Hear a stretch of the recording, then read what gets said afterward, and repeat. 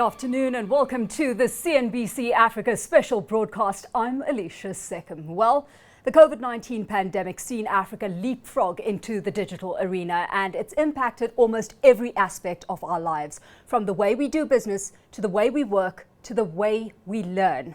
And today, we're putting the spotlight on where this takes us as far as the future of education in Africa is concerned. Is the metaverse and online learning the future of education?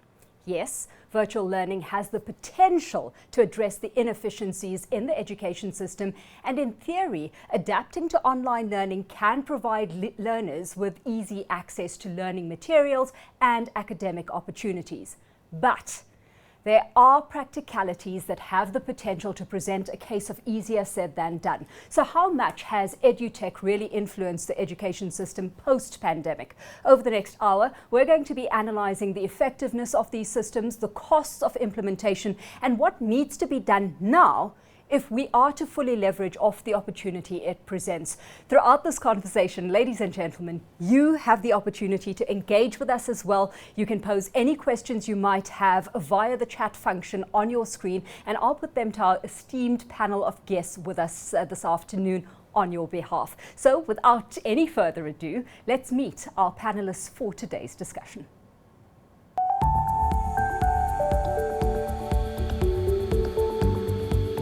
Melvin Govender, Country Manager for South Africa at Anthology. Dolf Jordan, Deputy Director of E-Learning at the University of Pretoria. And Roger Sitole, Managing Director of One Connect Education.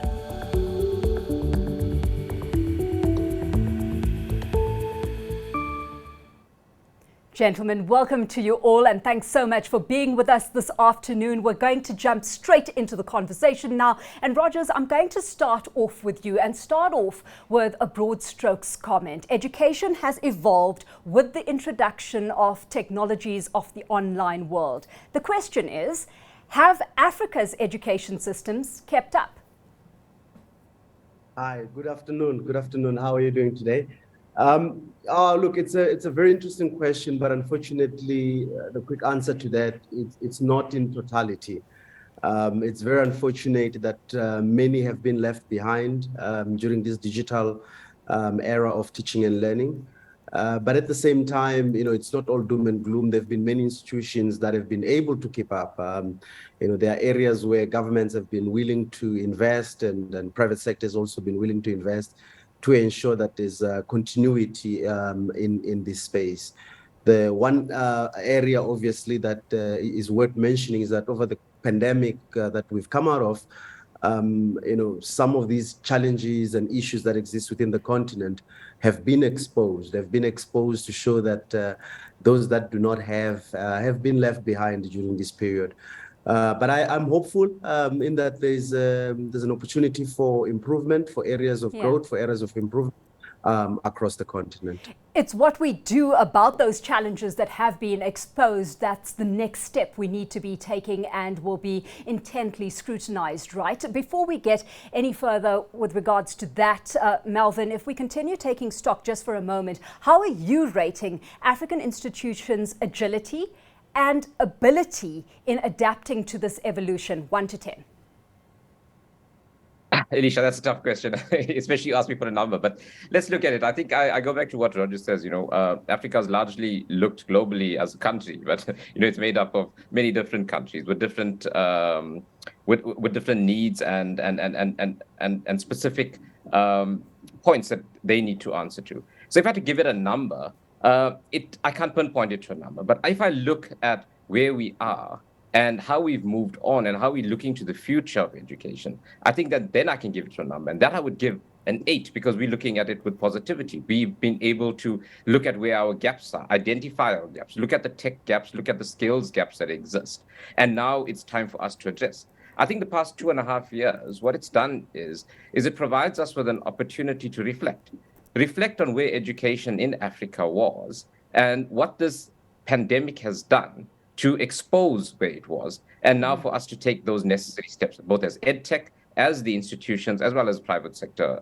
at large. So I would not want to pin it to a number of where we were, but rather look into the future and say, this is where we can take the lessons from what we've learned. And I say we're on a positive trajectory going forward with what is out there for Africa.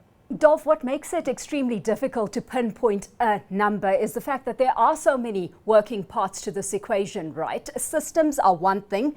Have lecturers, have students been able to keep up with the pace of venturing into this online environment? Yeah, thank you. And I think that's quite a unique question. The reason why I say it's unique, because it's contextually based. I've attended early this morning a discussion on data in higher education from an African perspective.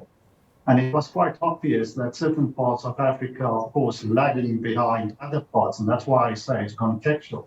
If I'm looking at my own institution, the University of Pretoria, we started off with integrating online education way back in 1998. And we started with the integration of technology. So we had time to invest in the human resource development, the skills required for our lecturers. So from an institutional perspective, my institution, I would say, yes, the lecturers were ready. They were, in fact, quite mature in moving into a COVID environment. But I'm unable to speak to other sectors, let's say, in other parts of Africa. But overall, I think South African higher education, in the majority of cases, were quite prepared and still understood after the COVID pandemic what is required to continue that investment in developing the digital literacy and digital fluency of our academic staff. Dolph, before I move on, I want to look at this aspect of contextualization, because like you say, it's very important. And I'm going to quote here: virtual learning has opened up the world to many and decreased the vastness of space between us globally, both socially and economically. One wonders how true a statement like that is in the African context, given the vast digital divides. I think it's a well-known fact that even in developed environments, the COVID pandemic exposed the digital divides. Even in the United States, I attended numerous sessions and read articles where there was also, they experienced similar challenges that we experienced. I think our unique context in South Africa was that we had that preparation to say that in 2016, in our context, talking about contextual factors, we had the student rights in South Africa. So a lot of universities start looking into alternative modes of delivery, their teaching methodology. But to answer your question, it's a matter of the way students perceive their own accountability to contribute to their own success. So we have to recognize the creativity and the effort our students in my institution to put in to be able to continue with their studies. There are numerous wonderful stories we've heard of students sharing data, sharing space, learning spaces, established collaborative groups and so forth. So we mustn't underestimate also our students' creativity to find solutions to their own challenges. Okay, so we've got the scene set here. Melvin, let's take a look at the where to from here. Right, there are two considerations. You've got educational infrastructure readiness to adapt to this digital environment, and that's where EduTech comes into play, and then broader infrastructural capabilities as well that actually support this education agenda: access to bandwidth, data services, devices, mere power and energy as well. These are significant hurdles to clear, and sometimes creativity is just not going to be enough. Yeah, there's something I heard quite recently from one of our vice presidents, and says we can do anything, but we can't do everything. That's an interesting reflection point again, because if we look at the infrastructure, it is how do we pivot away from also what we saw with clients largely during the pandemic, and how they pivoted away was if we had locally hosted infrastructure and our infrastructure was antiquated, aging. What we did as EdTech, we provided the opportunity to move away from that localized environment. We offer software as a service as an example. So when you're looking at partnerships, when you're looking at options, this is where we would look how scalable is what the solutions are that you have. If we look at the broader support, it largely speaks to what was the accessibility of these students to the platforms that were used for teaching and learning. And these were large conversations that were to have. I remember prior to my role and sitting in the same forum as Dolph, we spoke largely to the telcos around, and Roger's also involved in that conversation, around connectivity and connectivity issues. We had these students spread around. But these are issues that are going to stick with us now. And I think the only way we can start to answer them is to look at what does the data say? What does the data tell us about where our students are based? How are they responding to this here? And how do we take their context, which Dolph speaks about, okay? Because we can't take a broad brush and stroke all our students in the same light, okay? And then create this one-size-fits-all kind of role. We must look at that personalized experience of that student, okay? And how we, as EdTech, as the institutions, can answer to that personalized experience of that student and try to offer those contextual answers and solutions to that. Yeah, and Rogers, an important note here is that these aren't investments that need to be made from scratch, right? You're able to, on the continent, take the best of what's already working in the world and apply it to achieve our own outcomes right here on the African continent within a very specific context with its own nuances at the end of the day, where even making this point, I risk talking about Africa as a homogeneous entity.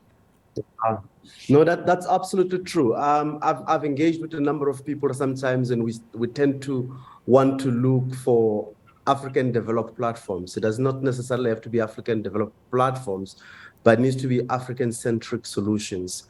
And from a tech point of view, many have already made the investments, and we do not have to recreate, some of those platforms. However, we need to make sure that they are fit for the context.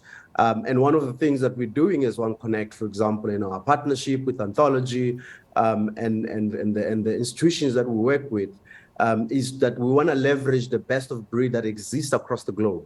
What it doesn't mean that when it works at an institutions overseas, therefore we cannot have it locally. Yes, of course we can have it locally, but we just need to then be aware of the challenges that exist within the context of our continent. And we don't have to recreate things. And it is indeed that there are specific areas that we need to, not necessarily configure, but to customize to make sure that we localize and we take, the regulatory framework within the local context and make sure that all of those things are applied. But we do not have to invest in the software development from scratch. Yeah. And I think for me, that's very important. Then we can then utilize the skills that exist for better areas, for high touch points where we can be delivering a little bit more for our students. We could be worrying about how do we take care of students? How do we take care of the teachers or the educators themselves? I think for me, that's where the main focus needs to be, with the student at the very center of all the solutions that we're putting together. Before we get into the nitty-gritty of that, Dolph, how do we break down the cost of implementing technology within the learning experiences and whether, in fact, students can afford to adapt to the online environment?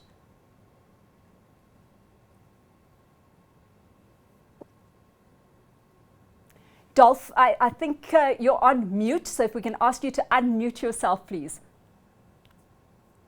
Sorry for that, apologies. There was a bit of background noise, so I muted myself. The hazards of the online world. Yeah, the famous COVID symptom. But in any case, just to answer your question, I think the context, again, I'm focusing on context here, is important. When you think about cost and you compare cost with institutional need to provide to be able to create a holistic educational technology environment for their students to be able to succeed, and that you compare that cost to an alternative cost, for example, of a textbook, a cost for clothing, anything. So that costing aspect needs to be viewed in the bigger cost of studying. But how can we improve or decrease that cost? So what we at university have done, and the majority of universities across the country implemented, was Wi-Fi, providing free access to the internet on campus, making sure that there are enough computer labs available for students on campus. Unfortunately, the COVID environment changed that, but we've also provided during COVID using data. The university implemented a project where we provide clone devices. The majority of South African universities implemented a similar project. So the university reached out to the student to subsidize some of the costs through other means. But again, if you look in the bigger picture, the cost of access to technology equates often much less than other costs required for study purposes. And for argument purposes, we can put the cost of traveling to universities on the table here, the petrol cost and so forth. So I think there are partnerships being established, and each university tried to make sure that the students succeed by making contribution to that success journey. Yeah. And Melvin, you highlighted the opportunity to scale. You were talking about that being a big opportunity. It brings with it as well its own cost imperatives too, right? So are we seeing this connecting of critical systems to the extent that we should be seeing coming into play? Alicia, I don't think so, and I'll tell you why. What we're seeing is that I think what this has exposed, this move to this online digital environment, is that there is a huge opportunity for expansion at institutions. We are not confined now by the brick and mortar lecture venue anymore. What we have is knowledge systems within the universities. We have distinguished professoriates in the institutions. And now what we can do is we can expand that offering to a wider environment and at a low cost. So what we're looking at is institutions previously largely depend, specifically in South Africa, where we're seeing this huge huge issue with the fiscus and the funding to the institutions. What we're seeing is that universities need to look at their third stream income. And when we're looking at institutions, and Dolph would probably allude to this, we're looking at the international market, and specifically in Africa. We have largely contextual curricula that we can offer to the global market. When we look at the cost of that, we have to ask ourselves cost and value, okay? And these are two different aspects that we need to speak about. What value are you getting from your virtual learning environment, from this ecosystem that you have that you've created? What we also need to ask ourselves is, when we look at this online learning environment, it's now mission critical, okay? So if we look at our strategies, the strategies that we develop at our higher education institutions, they need to speak to this mission critical infrastructure. It largely needs a re-engineering of our budgets in order to cater for what is out there. Because what we're going to see is that the expansion, the income generation, the third stream income, okay, is largely going to come from that virtual learning environment, which previously was not available in the way that we see it now, but it was confined by what our brick and mortar structures at our institutions were. And if we look at the infrastructure built at higher education, there was an immense amount of funds that was allocated to infrastructure building new lecture rooms. But now we're looking at it a little different. Is that lecture room appropriate now? Or is this virtual learning environment now allowing us to reappropriate those funds to other kind of aspects in order to look at expansion? Yeah, we're talking, Rogers, about making this an affordable system for students to log into. And Melvin, really throughout the course of the conversation up to this point, highlighting quite a few factors, what he's just said, but also earlier on talking about the personalization of this education system, that we've got to start moving away from a synchronization of consumption, more to an asynchronization as well. I've got to ask you though, working across the continent, how much of a challenge is it understanding the context in order to utilize the technologies that are on offer effectively? Yeah, I mean, it's a great challenge that exists in the continent. Synchronous, the typical ways of teaching and learning were done synchronously. You've got an educator in front of students sitting, teaching and learning happens synchronously. And if we're going to move into the digital world and we think we're just going to take that in quotes, automate it, that's not necessarily going to work because of the infrastructural challenges that we spoke about. There are infrastructure issues that exist in the continent. Load shedding, you spoke about that. Connectivity is an issue. So we're going to need to look at alternative ways in which we can do that. And asynchronous teaching, learning and teaching is what we are talking about. And the technology allows for that and it enables for that. And based on the challenges that exist in the continent, this is going to be a key mode that is going to be utilized. During COVID, there were conversations that were happening to say, are we going to go back to the old normal, whatever that looked like? Are we going to be face-to-face, or, is things going to change? And many people said, no, we're going to go back to face-to-face. Many said, no, we're never going back. It's going to be online.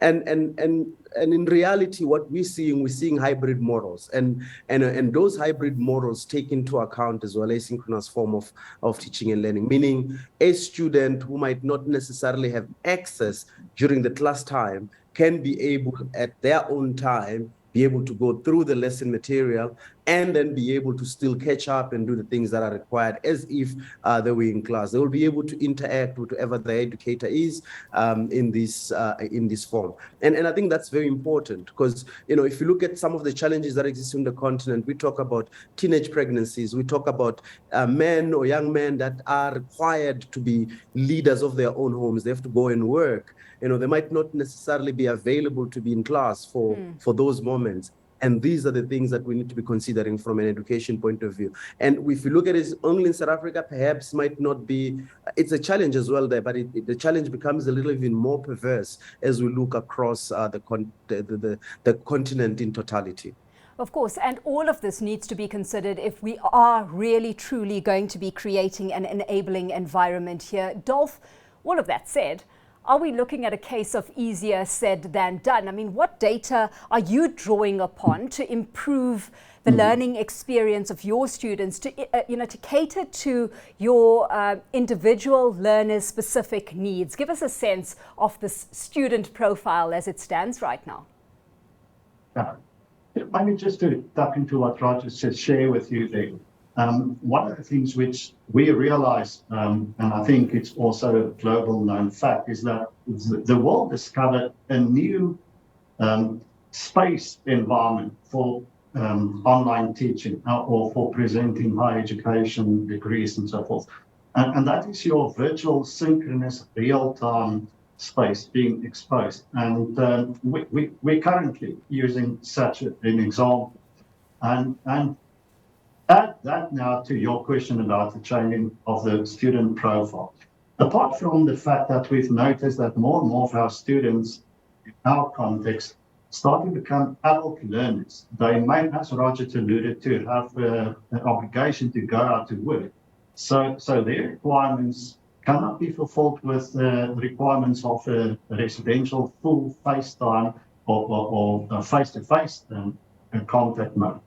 Other requirements which they might have is to put additional requests on the mode of delivery. There's discussions about the so-called iFlex as a new model in global online teaching or higher education.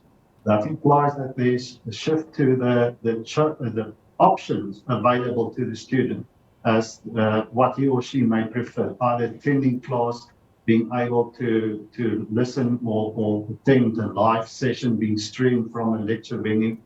These modalities bring new challenges, not only to our teaching models, but also to our accreditation models. That has significant impact on how we can structure our curriculum and we can transform our curriculum. But just focus back to the profile of the student, the data which we saw. We've noticed, for example, an increase of early morning activity on our learning management system. We noticed an increase of early morning activity, not even after midnight, of our instructors also. So there's definitely a shift in the way that the students, and I think they view their study life as they want to study how they live. And they want to be able to customize that experience for themselves, which may even have an impact on the time it takes to complete their degree. Yeah. And that is something which we need to start looking at. Rogers, I've made a list here, right? Because we're adapting to each learner's specific needs through assessment monitoring and data collection, aptitude tests to identify learning styles, and then subject choices that are best suited to each student. The skeptic in me is still asking, and I know I risk sounding like a dog with a bone, or being a dog with a bone here, but can it be all-encompassing? Can we live up to this access and inclusivity promise? I came across a quote in my research for this conversation today saying, "We believe that education technology solutions allow students in rural and remote areas access to the same quality of education as a child attending the best private school in the city." What do you say to those who are still raising an eyebrow to a comment like that? It sounds like my quote. Look, I am for, if you know me, I talk a lot about democratization of education in the continent. And when I talk about democratization of education, it's got nothing to do with politics. During the course of the pandemic, UNESCO quoted that 40 weeks of teaching and learning were lost. Now, if you take 40 weeks, that's not necessarily a straight line in 40 weeks in a child or in a student's life. You know, for you to catch up onto 40 weeks, it's going to take years for you to catch up on that. And if you look at who were mostly impacted on these, it was those that did not have. And that's why I talk about democratization of education, in saying that I don't care where the location of a child or location of a student is. If the University of Pretoria, where Dolph comes from, has got the best quality educator in a specific course, and this specific student is found in a location across the continent where they may not necessarily have a quality teacher like that, technology should be able to bridge that gap in connecting that student with the teacher or with an educator at the University of Pretoria. This is true in higher education, but it's equally true as well in basic education. And it's something that we really need to consider. And I mean, I know that the Gauteng Department of Education has put plans in place for digitizing classes and things like that. But it's for localization. It's where we're saying this is where brick and mortar exists. We're not extending beyond that brick and mortar. If there's a child in Guyana who is doing mathematics, and there's a child in a different place, let's say in East London, where there exists the best teacher there, there's no reason why the two cannot be brought together utilizing technology. And for me, that's my vision. I'm really hoping and have this vision that we can leverage technology to democratize education, to ensure that as part of UNESCO as well. So UN Vision 2030, they say they want each and every single child by 2030 to have access to good quality education. And now for that to happen, technology has got to be leveraged more than it currently is. It should not drive strategy. I'm not saying that education should be at the forefront of how teaching and learning is done, but it should be an enabler across all of that. And our continent needs this. I made a statement the other day. Sorry, and finally is, I don't come from a well-off family, and my father used to say that the only way out of this poverty that we exist is for you to go to school. And if you look at how many people that's true for in the continent, and yet they cannot get quality access to that good quality education. And we need to bridge that divide. And the only way we can bridge that divide is to leverage technologies. We cannot train thousands and thousands of teachers only, but we're going to need to leverage technology to bridge that divide. Right, so let's spotlight then, Melvin, what Dolph was saying ahead of me putting that question to Rogers, right? Because we were talking about mode of delivery here. What are the similarities and differences of student interaction and involvement in physical versus online education that needs to be highlighted at this point? I think let's start at the teacher. Okay, I was a teacher for 12 years, stood in front of a class, and I think my large focus was knowledge access. I was the access of these students to the knowledge that and involved in their knowledge transfer. But in the online environment as a teacher, I think your focus is going to look at knowledge consumption. How is your user on the other side of the screen going to consume that knowledge? And what options am I giving him or her to consume that knowledge. Because in the class, you only have one way to consume that knowledge. You listen, okay?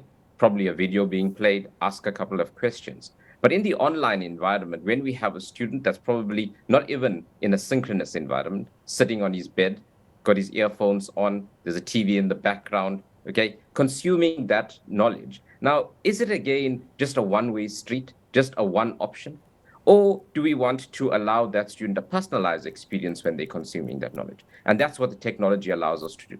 The technology allows us to leverage itself in order to give that student more of a personalized experience and give them options. So as an example, we give content in a certain way. We produce that content in an online environment in a certain way.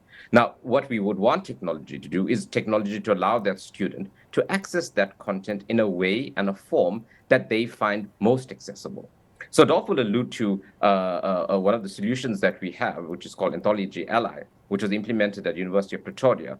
And when we looked at Ally is an accessibility and inclusivity tool. But when we look at how University of Pretoria has used it and how we've seen our global users actually adopt it, we see that in University of Pretoria, Dolphin, use your stats, 72% of the students access their online material not in the way that it was actually produced, okay? So in a different format, in a more accessible format, or not actually a more accessible format that the lecturer sees it or how we see accessibility and inclusivity, but a more accessibility format for themselves. And this, we're not talking about a student with a visual impairment or a neurodiverse student. What we're talking about is a student that would normally sit in a classroom and consume the knowledge in the way in which the lecturer actually said. So when we look at this personalized journey of the student, it is all about giving the student who is now tech savvy, well-informed, has all the choice in the world to choose any institution they want globally or locally, right? Who have a high expectation for personalization. As soon as they wake up in the morning, pick up their mobile phone, it's all about personalization. All those pings that they get and all those push notifications, all personalized. So they want exactly the same thing from their learning environment. And unfortunately, coming from a teacher where the way I did things back in the day, in a brick and mortar classroom, we are unable to give them as many options for the personalization as we are in the online environment. Dolph, is the curriculum keeping up with EdTech? I think so. I definitely think so, to the extent that we are fortunate to have a huge curriculum transformation process ongoing in South Africa. I'm definitely sure, based on my involvement in that curriculum transformation process is not only focusing on the content, but also on the value of adding technology to achieve the outcomes. In our staff development portfolio, which we have, all our courses in specifically touch on how you integrate the technology, not for technology purposes, but how to achieve your outcomes. In saying that, the ownership then shifts back to the academic staff to ensure that his or her digital literacy and digital fluency both are keeping up to pace with the developments in the technology world, but also in the developments in their own domain.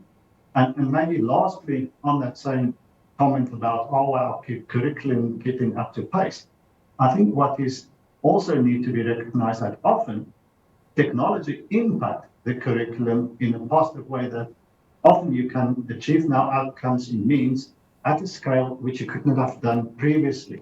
And you can bring in personalization. So Melvin alluded to, for example, the fact that now we can deliver from an academic perspective a piece of content to a student, but the student has an option to make his or her own choice, how to access that content and how to consume the content. And I'm not even going to touch on assessment as part of the curriculum functions. Yeah. So can I jump in there if you allow me? I know you asked the question around curriculum, but one of the things that I've seen, it's not necessarily around the curriculum itself, it's around content. Yeah. Where traditional teaching and learning, brick and mortar, I've got a textbook, I can go to the library. And what you have seen happening is we've seen textbooks, don't laugh, it's a reality. We've seen textbooks being photocopied, generated into PDFs, and those PDFs being put online. and then that has been called as digital teaching and learning or online learning.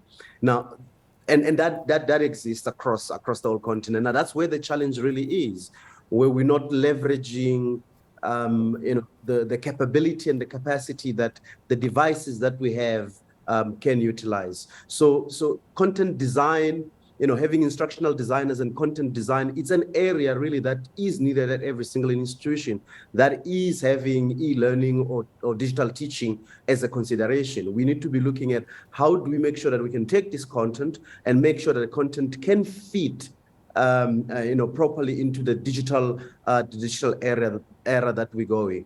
Can the content be put in such a way that when someone is consuming that content on a mobile device, it makes sense, and if they're consuming it on a desktop screen, also it makes sense. It's not just about photocopying content only. The utilization of video, the utilization of different ways. I mean, Melvin spoke about accessibility using Ally, but that talks to, it can't just be a black and white font written. How do you make sure that it's accessible?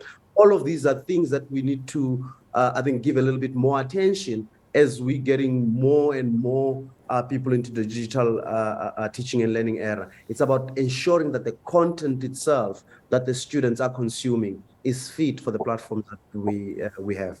So that's the one side of the coin, right, Rogers? Whether it's fit, accessibility is the other side of the coin. And I always find this a very hard one to reconcile, where the socioeconomic context is one that sees vast discrepancies between the haves and the have-nots, where you're dealing with basic needs that aren't being catered to. And now you're having to factor this into the equation. You're having to cater to this, which, to be honest, is seen as a luxury that only so many can afford. So how do we warrant the shift in thinking about this? Yeah, look, I ultimately, education is the only way that can get us out of those areas that you're defining, the reasons why we are unable to have the basic necessities, health, all the things that are necessary. We don't have access because of poverty that's quite perverse in the continent. And if we can then utilize education as a focus, and I've seen countries across the continent that have made education a priority. And if we can educate a country, if we can get people, if we can educate our continent, we're gonna move a notch. I can't measure how much. I don't have the data with regards to how much, but we can move a huge notch forward in moving away from that poverty. The gap exists, and unfortunately, I repeat, during the pandemic, those that have were able to carry on with teaching and learning. They had online classes. But those that do not have, guess what happened? Schools were closed.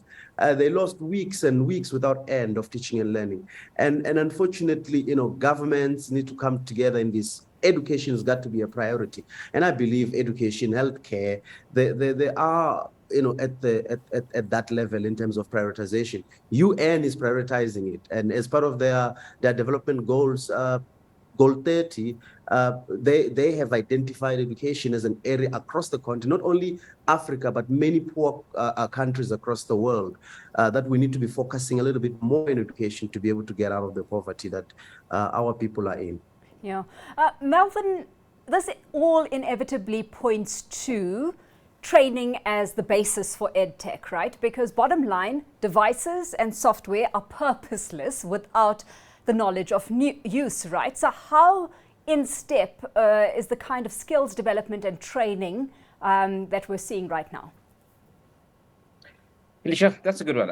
Coming from my teaching background again, and being in EdTech, I can speak to both. I think what we see is that a carpenter without tools is not a good carpenter. Okay, take a layman and give him the best tools in the world, and he's not going to be a really good carpenter. So with us in EdTech, I think our focus needs to be on looking at both sides.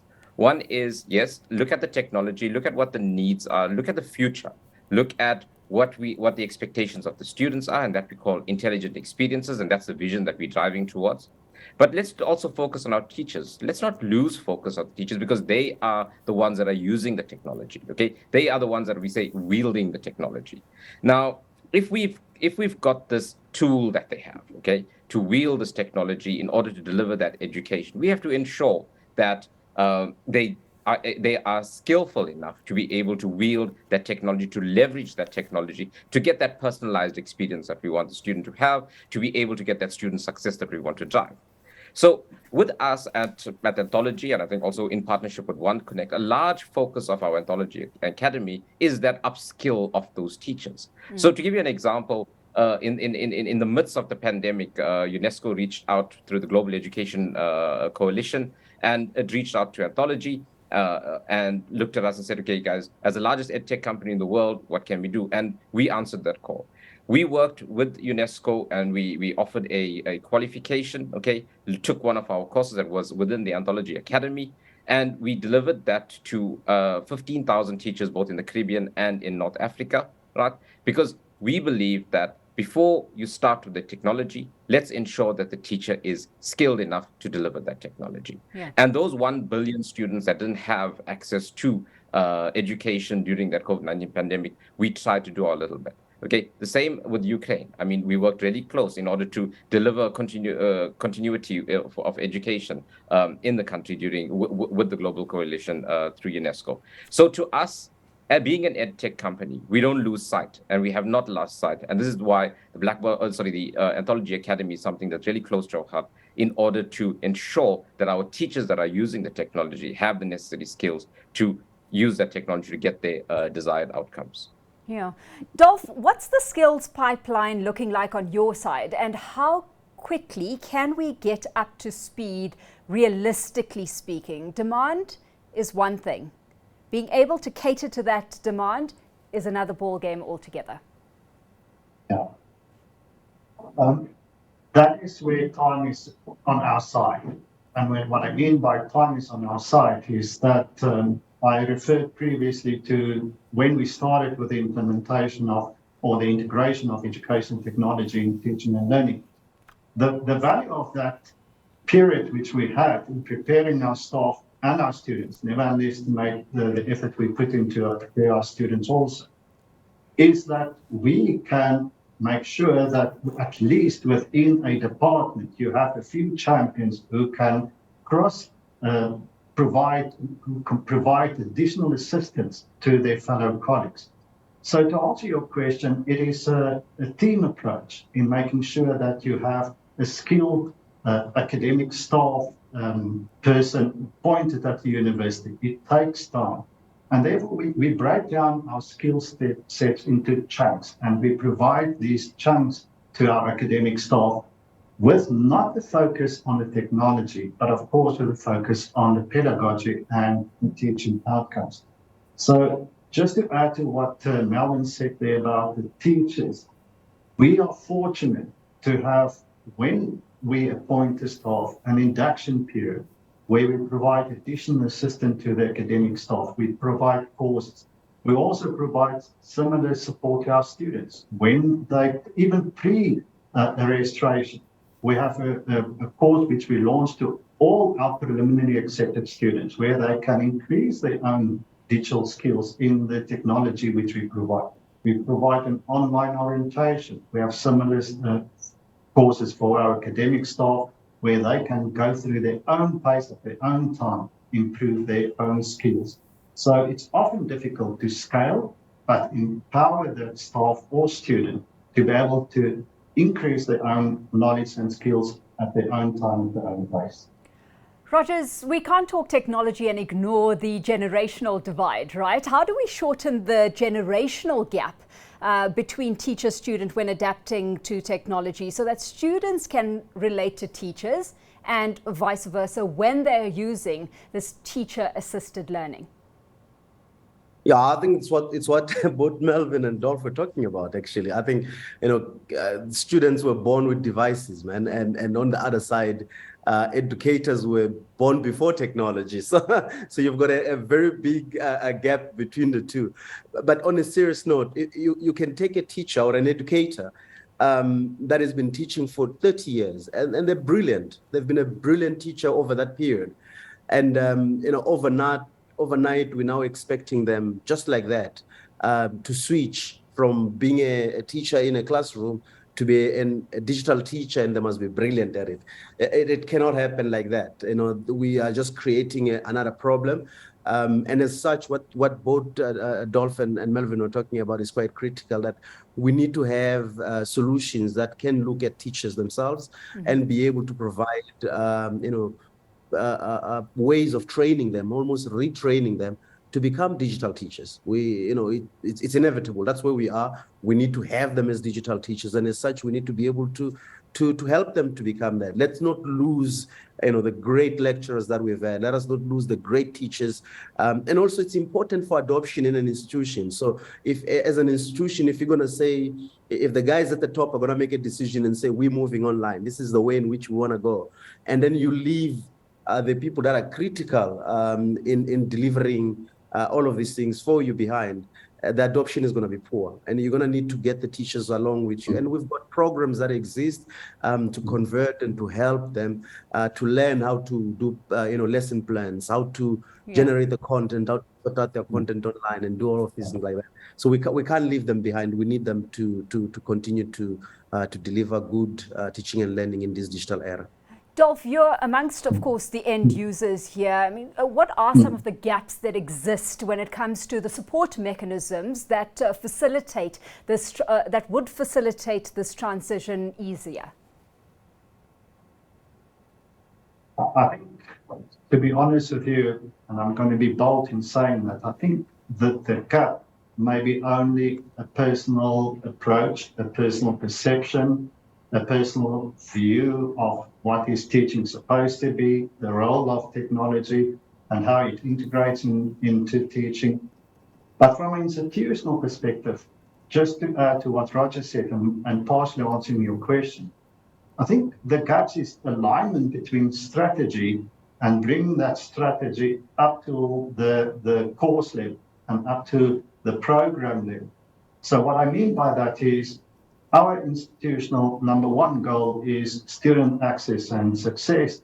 Therefore, we want to ensure whatever is required to ensure that outcome, including staff development, including student support, including providing the best in the world of global of educational technology, including our staff support either during the day or whenever they're required through the means I've just described to you. That is then what we need to do to put that in place and to make sure we achieve that strategy. And I think another gap is also often that education technology is in a capital expenditure, and capital expenditures have a huge burden on any higher education institution budget. So often it is not a matter of the personal willingness, but often there may be an issue with providing the right technology, I'm talking hardware now, in the hands of the teacher. And to give you a simple example, during COVID, it was quite obvious that a lot of universities across the world struggled to provide required support to their academic staff with purely headphones. It's a simple thing like an headphone, which can either be the crucial factor to deliver a good online lecture. So often these small things are ignored in achieving your outcomes. Melvin, that's the reality, right? Because we can talk about tech developments, we can talk about training teachers effectively, but access to affordable devices, affordable data is another thing. Are you having any conversations with governments at this stage about how we can start to better bridge that challenge? Lisha, that's a good question, and this is where we as EdTech, I think, having one of the largest footprints with higher education, public higher education in the country with regards to the EdTech solutions, partnering with someone like One Connect as well as University of Pretoria, we need now to look and leverage that combined power that we have to actually work with government, work with the telecommunications company. And we see this. If we ask the question, simple question, the future of EdTech in Africa, the future of EdTech in Africa is digital teaching and learning. Okay, we have to accept that. Our strategies, every single institution we go to has a digitization strategy. Our strategies are speaking to the digitalization of teaching and learning. Okay. Our budgets, as I spoke to, will now be pushed towards this digitalization of teaching and learning. And I think that the private sector as well as government now need to work together with EdTech and the institutions that are implementing it and look at where are the solutions. So as an example, there was a call from our client base in South Africa and our partners in South Africa in order to be hosted out of South Africa, and we have made that now available with being hosted out of a data center in Cape Town, because we feel that that could be a pathway to locally host, okay, as well as increase the access to the learning management system. So we have, I think, in place the coalitions, if you want to speak to now go to government, go to the telecommunications company and make a case for this year. And as Rogers alluded earlier, education is the key to a lot of the problems that we have, okay? Looking at the up and coming student. So it is to work with government, work with the private sector, right? In order to find those solutions that are going to answer to the problems that we have in our country and answer them through education. And hopefully we look forward to productive coalitions playing themselves out in this scenario. Dolph, the spotlight immediately turns right to the quality of students that's churned out through a system like this. What are some of the results you're seeing as far as quality of graduates studying in the new age of digital and online learning been? Well, again, I think we at the University of Victoria are quite fortunate to be able to say that as soon as our students, that the majority of our students, 90+% are able to find within 6 months employment. And I think that speaks to the quality being produced at higher education institutions still in South Africa. But with regards to the ever-changing environment, the demands of the so-called fourth industrial revolution, the demand in the workplace, I think we will take some time to implement what we've learned during COVID into our curriculum. It will take some time to even change higher education. I think that the biggest debate we have at our university is how can we reimagine the university of the future? In other words, how can we reimagine the total university experience, including the curriculum? How can we integrate the research into teaching and learning? Not that we haven't done that before. So these questions are ongoing in debates in higher education institutions. But it is important to note that these things will not happen overnight. It will take time. And I just want to add to what Melvin talked now about the relations between higher education and the government. I think in South Africa, higher education sector realized that the current status quo with regards to subsidy, with regards to the models, cannot be continuing into the future. And that process of rethinking higher education for the future must actually be speeding up so that we can implement changes. And we're not going to implement the perfect model immediately. We will have to learn as we go about in making these changes. Yeah.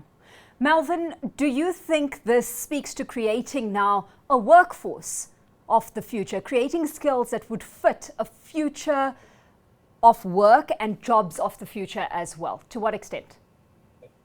Alicia, definitely. I think that this is the start of something. If we look at where the job market is currently going, we look at the digitalization of the job market. The mere fact that I can run a full office from home, I think the skill set that is required is totally different. I think that using educational technology solutions, using these environments, using these tools, it allows our students to think differently. It allows our students to access information differently. And that's what we're looking at. I think that if we look at the textbook as it is, we look at the lecturer as it was, walking into that class with the textbook, usually a bunch of OHPs, then move to move to the PowerPoint. And trust me, there was resistance to move from OHPs to PowerPoints. In the same way, there's going to be a resistance to move from PowerPoints now to a fully online asynchronous class. So if we look at those aspects, I think it answers to exactly what we speak to.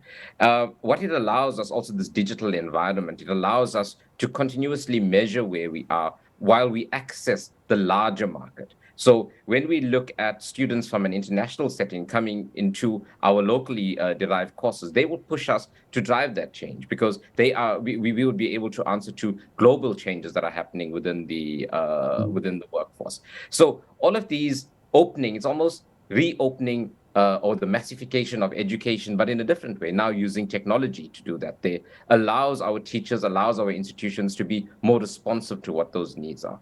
Also, what the technology allows us to do, previously, if we had to do mapping, you look at curriculum management tools and mapping tools, this mapping process was usually done in a darkly lit room that went through a few people that felt that they were the purveyors of this here. Access to subject matter experts were usually a few older professors that were kind of roped into this. But curriculum management now is different. Curriculum management is done on a screen. It's done where we can see everything in front of us. It allows us to link and map information to those specific skills. It also allows for accountability within that day. So it's not a document that a teacher is delivered to, a static document. Now it's delivered to a teacher as a living document where the student has an input into, the teacher has an input into, as well as the workforce has an input into and access. So that's how we could.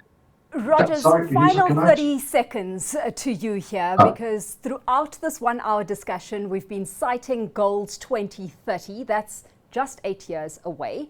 Have viable targets being set? Do you see those goals being hit? No. We're not going to hit them. We're going to reset it to 2050. But I think good progress is being made. I think that is very important to note. I think any resistance, unfortunately, by any institution or governments, all what it means is they're going to be producing students of the past, and students of the past have got no future. They cannot fit into the economy of the future, which requires digitization. So we're not there yet. There's still quite a lot of work to be done. There's still quite a lot of buy-in that is required from governments. There's still quite a lot of PPPs, private-public partnerships that needs to be formed in a number of governments across the continent. However, I'm really hopeful, and the trajectory, the graph at least is pointing the right way. It's not downward. It's pointing, even though it's slow, but we are moving absolutely the right direction. In South Africa, I mean, institutions like Pretoria, have done great. They like they've said, they continue to be pioneers in this space, and I think we're moving the right way, ma'am. Absolutely. Let's leave it there. Thank you, gentlemen. With that, we have come to the end of this 1 hour broadcast. What a pleasure it's been chatting to all of you. Thanks to the panel of experts who have joined us today. Melvin Govender, he's Country Manager for South Africa at Anthology. Dolf Jordan, who's Deputy Director of E-Learning at the University of Pretoria. And Roger Sitole, who's Managing Director of One Connect Education as well. You all have really opened our minds to what the possibilities are when it comes to educating the continent. It's up to us now using the right tools in order to navigate this path successfully. To our viewers, thank you for watching this discussion today. From me, Alicia Seckham, it's bye for now.